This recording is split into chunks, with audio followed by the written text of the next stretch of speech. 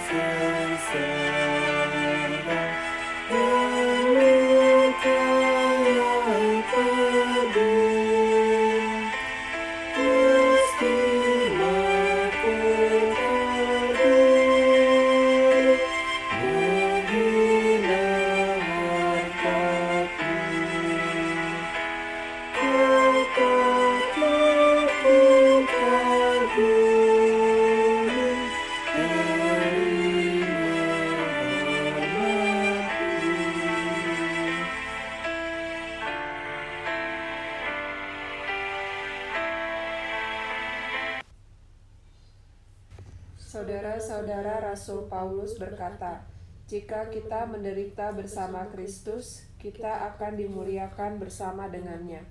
Oleh sebab itu, barang siapa yang ambil bagian dalam penderitaan dari penebus, kita akan menikmati kepastian pengharapan dari kemuliaan yang telah dijanjikannya." Kita patut memuliakan salib Tuhan kita Yesus Kristus. Di dalamnya keselamatan, hidup, dan kebangkitan kita. Marilah kita berdoa. Ya Allah yang Maha Kuasa, tataplah keluarga ini dengan kebaikan, kiranya kemurahan-Mu melihara tubuh kami dan menjaga jiwa kami.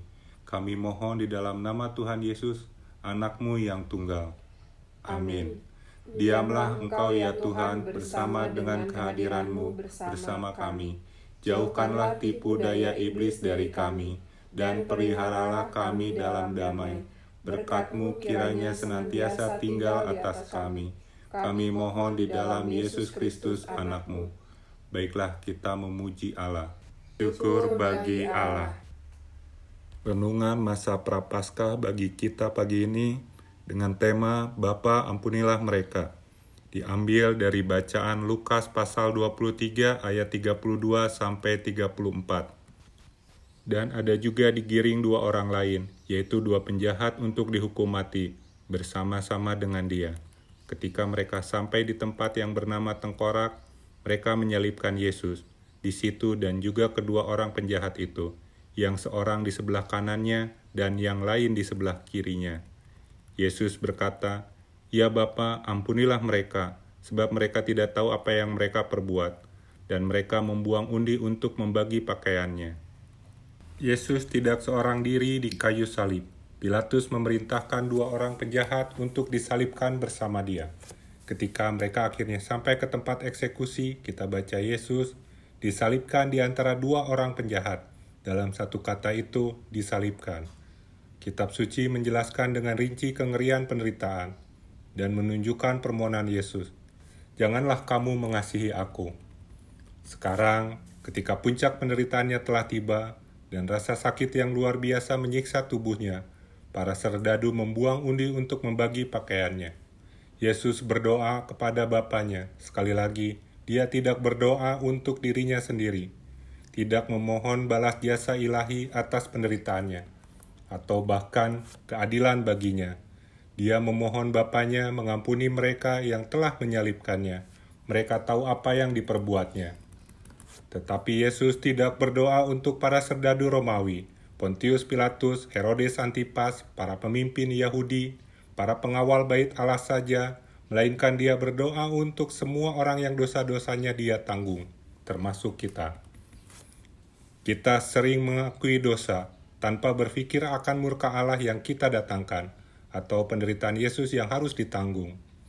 Untuk menyelamatkan kita dari murka Allah, bahkan kita tidak tahu apa yang kita lakukan. Tapi Allah Bapa tidak dapat mengabaikan begitu saja murkanya atas dosa-dosa kita, atau tidak dapat menganggap itu tidak terjadi. Kekudusannya menurut para pendosa dihukum, karena Bapa hanya dapat mengampuni kita.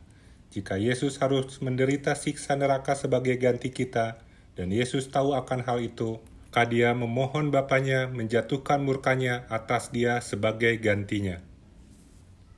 Marilah kita berdoa, ya Tuhan Yesus, dalam dosa kami tidak tahu apa yang kami perbuat, tetapi Engkau bersedia menanggung dosa dan hukuman Allah atas kami.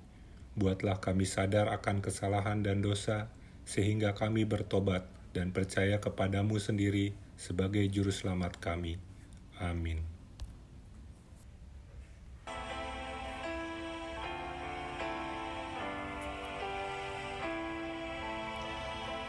Ya Tuhan yang Kau tanggung, yaitu salahku,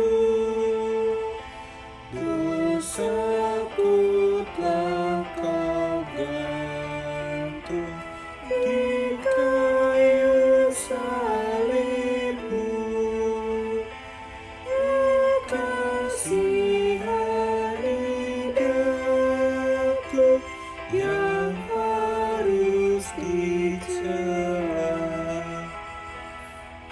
Ampunilah hamba-Mu, beri anugerah.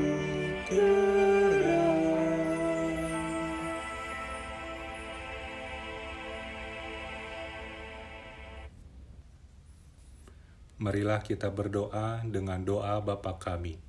Bapa kami yang di surga, dikuduskanlah nama-Mu, datanglah kerajaan-Mu, jadilah kehendak-Mu di bumi seperti di surga. Berikanlah kami pada hari ini makanan kami yang secukupnya, dan ampunilah kami akan kesalahan kami, seperti kami juga telah mengampuni orang yang bersalah pada kami. Dan janganlah membawa kami ke dalam percobaan, tetapi lepaskanlah kami daripada yang jahat.